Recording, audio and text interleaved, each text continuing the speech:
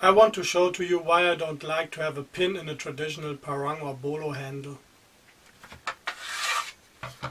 Now, this is a Philippine bolo machete that I took apart to work on the blade. This specific style is from the Visayan area in the Philippines. Got a buffalo horn handle that used to have a pin right here. And I want to show you why I don't like those pins in the traditional bolo or parang handle. From what I saw, most likely you have to replace those wooden handles after a couple of years. And if you have a pin in it, you see that here?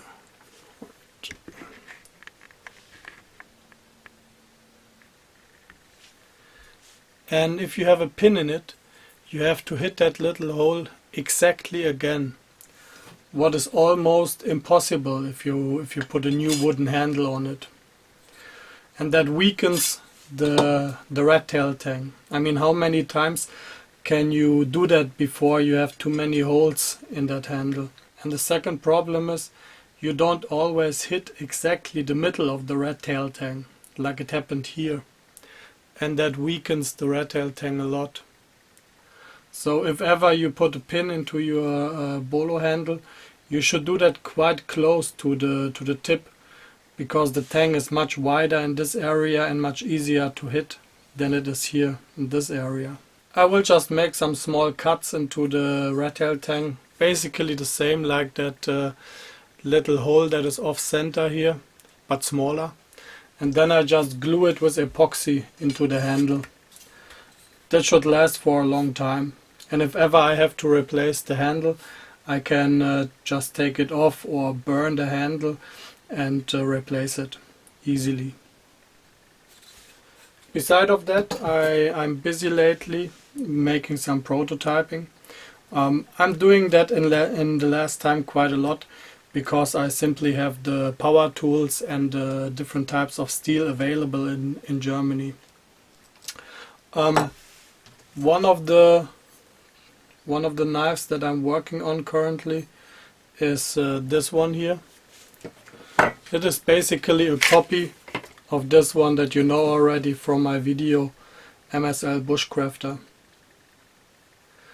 The steel that I have been choosing is bay-cut steel.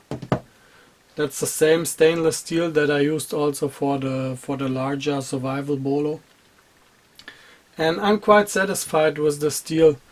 It is a relatively cheap steel that is easy to work with if it is not hardened, but relatively hard to work with it when it is hardened. Downside of the steel is that I cannot heat treat it by myself, because you need to quench it in a salt solution and make some cryo treatment with it. And I simply cannot do that myself, otherwise the results are quite unsatisfying. Beside of this blade, I'm planning to make also the same copy, but with O2 tool steel. Probably a Scandi grind instead of a flat convex combination. But I didn't start yet, so we will see. And I did also a Mora knife, a Mora blade with a custom knife handle.